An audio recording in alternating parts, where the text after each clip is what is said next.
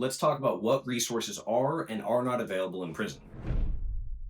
My name is Jesse, and I spent 19 years in prison. And if you don't know my whole story, the reason I spent 19 years rather than the original 32-year sentence is after 19 years, the governor determined that I had done enough to earn a second chance. Granted me a conditional pardon and basically said, hey, we're going to put some conditions on this because we want to make sure we're right. You got to do probation, you got to maintain a job, you got to do all those things. But we think the Commonwealth of Virginia is better off with you in it than you locked away in prison. So I got my second chance, and here is how I got there.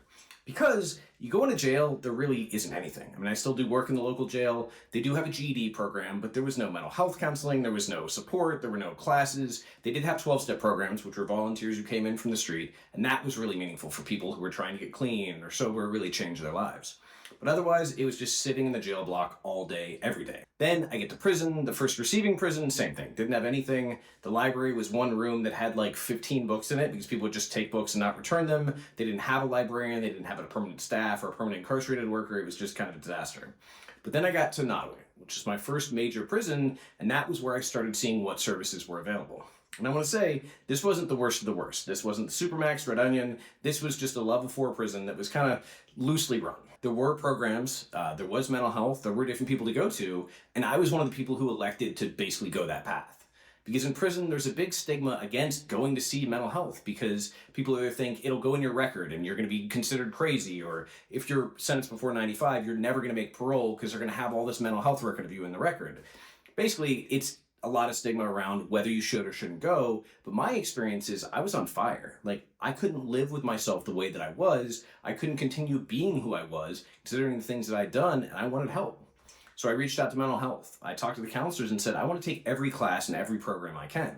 Now, at Nottoway, there was not a lot.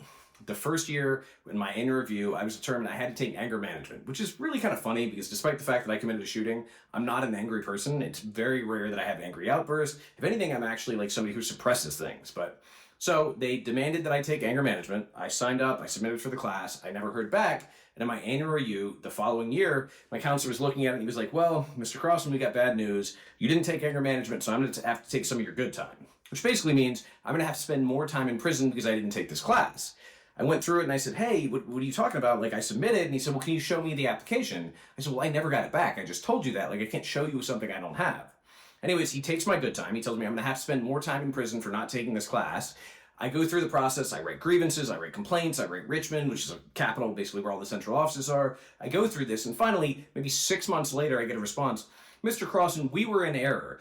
Nottoway did not, in fact, offer an anger management class, so it was not correct to take your good time for not taking a class that didn't exist. I mean, this is the insanity of, the resources that are available or not available. So I fought like hell. They actually made one of the counselors run an anger management class, and she did the whole thing angry at me. Like, came in, slammed her books down, stared daggers at me while saying, oh, somebody apparently decided we needed an anger management class because not like I have a real job to do or anything.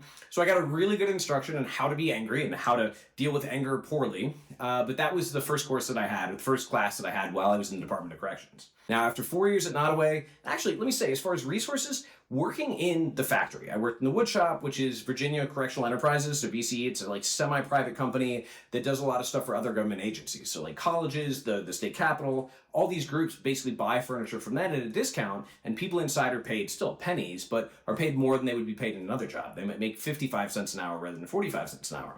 And there are a lot of ideas around this. What we found is, of the measured recidivism rates, one of the lowest, if not the lowest, is people who work for more than 5 years in a VCE factory. Because they get in the habit of getting up, going to work, doing what they have to do, going back and going to sleep. So when they get out of prison after 5 years or 10 years or whatever their time is, they get up, they go to work, they come back, they go to sleep, they develop good habits. So in a way, that's not a direct resource, but it is something that builds good habit. Buckingham was where I went after 4 years at Nottoway, and they had way more classes and way more resources and way more opportunities. Same thing, I signed up for everything, and in many cases they determined I didn't need it. They were like, hey, you're not a high enough risk for these things, so we can't let you take them. In fact, one of the most meaningful things I did at Buckingham was help start a peer support mental health program that's now more widely available in the state. They've like taken that and copied it to other institutions, and that was great, because that was taking people who had serious mental health issues, or generally were not able to integrate in and function in the kind of like polite society, if you want to call it that, continually going to the hole, continually catching charges, and we worked with that. And it was peer-to-peer support where I'm locked up just like this person.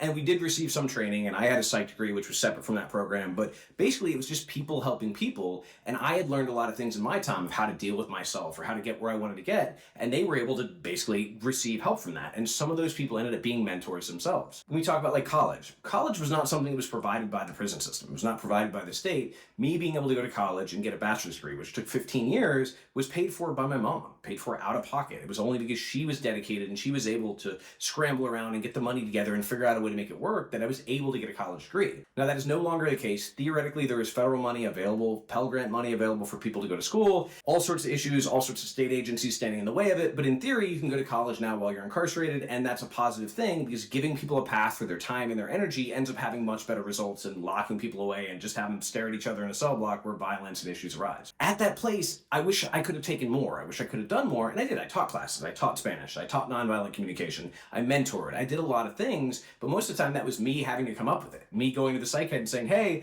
I want to teach nonviolent communication. She was like, okay, like, can you show me your background? Can you show me where you studied or what's your background? Cool. It wasn't like, okay, here's a class, you can take a class. Like, we were doing this of our own initiative. We were coming up with ways to help other people. And a big part of that was that I read incessantly. I mean, I just read 2 to 3 books a week, every week for the whole 19 years I was inside. But also I reached out. I wrote letters every week to people, to 12-step programs, to religious groups, to psychologists, to colleges, to pretty much anywhere, because I knew that I needed to learn from someone. And I wanted to learn from the best. I wanted to learn from people who had good experience or good perspective. So I continually reached out and I nurtured those relationships. And that gave me educational opportunities that the state wasn't providing. And additionally, it gave me connections when I got out. I had people that I could call. I still have people that I can call. There really weren't that many classes. Like, I didn't qualify for a substance abuse class, despite the fact that I've been drinking, using cocaine when I came to prison, because I was too low risk. But as part of my court order, I had to take an intensive reentry program, an intensive, basically, treatment program prior to my release. So for the first 30 years of my sentence, I wasn't allowed to take anything because I didn't qualify. But for the last 2 years of my sentence, I was supposed to take an intensive reentry or intensive treatment program. It didn't really make sense, but that's an example of the kind of or the kind of like blocks that are in place. It was one of those things where there was one class that stood out above all others, and that was the victim impact class. And I was part of the pilot victim impact class at Buckingham. And what this was essentially a restorative justice program class. It was saying, hey, let's talk about the impact of committing crime or causing harm. Let's bring you face to face with that. Let's help you reckon with that. And let's help talk about different ways to move forward so that we don't cause that kind of harm again. Most meaningful class, hands down, I'd ever taken. We were the first people to take it at Buckingham, and then COVID hit and we were the last. Now, maybe they've started doing it again. I really hope that they have, because I've never seen a more powerful or more moving class that's actually about accountability. Because the entire time I was in prison, other than that class, I was never once asked to be accountable for the crimes that I'd committed or the harm that I had created. I wasn't even allowed to talk about it, or not allowed to. I was encouraged to talk about it. So I'm in a position where, like, the thing that landed me in prison, the harm that I created, is not even relevant in my daily life. Whereas if we want people to get better, it should be relevant. It should be something we talk about, we take accountability for, and we move on with. So that was really unfortunate that it took 17 years or whatever to get to that class, and then I was the last person to take that class. But again, I'm hoping they have that up and running. I think it's a national class. It's a national standard. It should be a part of everyone's incarceration. If you're going to prison, you should take that class to come face to face with the consequences of your actions. I think it's incredibly powerful. Otherwise, we had a lot of things that were banned, like books. So some that we think of, like 48 Laws of Power by Robert Greene. Like, that was always banned, but we always had copies. Just like porn was banned and we had porn, and cell phones were banned, but cell phones were in there. Like, things come through. But the 48 Laws of Power was actually a really good book. I remember looking and thinking, oh, this is dumb. Why would anybody read this? And then I read it and I was like, this is actually really insightful. Like, I'm kind of impressed by this guy. Then it was things like The Art of War by Sun Tzu, which I can't imagine anybody like somehow gaming the system by reading The Art of War, but nope, that was banned. There's another one, something called like Ex-Cons Fitness, I can't remember, that was banned, and it was just a book about how you work out in jail or prison when you don't have equipment, taken to the outside so that people on the outside could learn how you get that jail or prison body.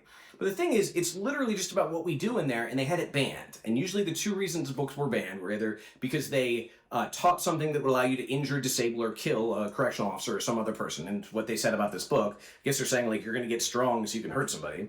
Or they said it's disruptive to the order of the institution. That's what they said about the 48 Laws of Power, basically implying that somebody could read that book and then like brainwash or trick the staff or the administration or somebody into doing something that they wouldn't otherwise do. Kind of get it, kind of don't. We actually had a whole long policy about that, but when you have things that were like directly like workout books or reentry books or psychology books that were banned, it was crazy to me because it's like this person is reading a self-help book to better themselves and you're banning it because you're saying it may contain something in there that's manipulative or disruptive to the system. Like, that's a problem. Don't we want people to disrupt what's going on? Because otherwise they'll keep coming back to prison. And like, that's what we're trying to disrupt, right? There just was not a lot as far as programming or classes or available resources. It was mostly what we created ourselves. It was mostly me wanting to teach nonviolent communication because I had had phone calls weekly with somebody who helped introduce me to the topic and sent me books and got me trained in it. It was other people saying, hey, this is what I used to do on the street. I used to teach financial literacy. Let me teach other people around here. And then we'd get a principal who would allow that person to teach. So often it was basically us taking our own initiative. Now, there were some other classes, but generally they fell apart. I remember they started to do a computer or technology class, which I thought was a great idea because guys who've been locked up 20 or 30 years had never seen a computer, did not know what they were doing, didn't know about a cell phone, and we didn't get cell phones, but they would like give you a little graphic and you could do it. Then that got canceled. And it was like, okay, everybody's going to have to use a phone when they get out. Like everything, resumes, applications, everything's done online, but you're saying it's not a priority to teach this class, like teaching people how to do the thing that they're going to need when they get out to get a job and get housing and get other things. Again, it's just skewed responsibilities, and often it's not even bad people. Like most of the people I've met in the Department of Corrections are good people. It's just so many layers of bureaucracy, so many layers of trouble, and always just like one person at one part that doesn't understand putting a block in the way of something that's really meaningful. We had some really amazing people. There was a really amazing psych head at prison at Buckingham. I was so impressed by her. She got things done. Like when COVID happened and I could no longer teach classes to the mental health program, she said, I'm going to record these. We're going to put them on a DVD and send them out across the state. So I was able to teach nonviolent communication in Spanish to a DVD that was sent out across the state. Right? Actually, the nonviolent communication was lost. We don't know why. But I was able to teach Spanish or basic intro to Spanish to everyone in the Department of Corrections in Virginia because she took the initiative and put this thing forward. So there were good people, but again, it's such a massive system. And what we really need is like individualized treatment plans. Like, hey, we need somebody who's qualified to analyze this person and say, okay, these are the things they really need. Let's do that.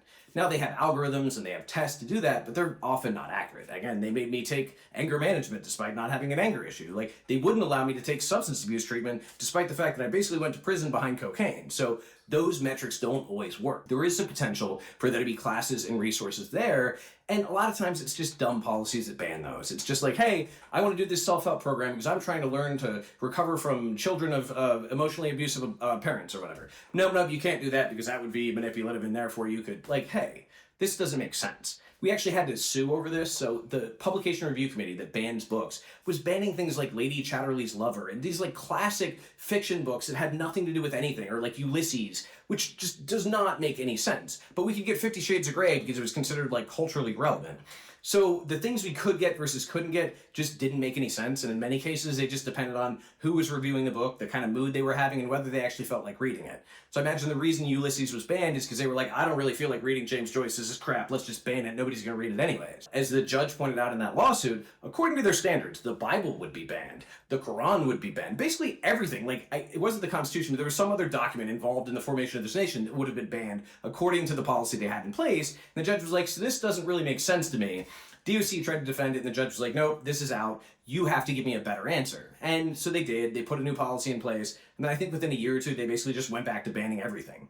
They just had different boxes they had to check now to ban it. We could probably sue again, and we would probably win. But it's one of those things of like, people have to have the time and have the initiative and have the money to go through this long process of suing just to get rights to have access to information or access to resources when, if it's the Department of Corrections, if it's about correction and rehabilitation, those resources should not only be available, they should be encouraged.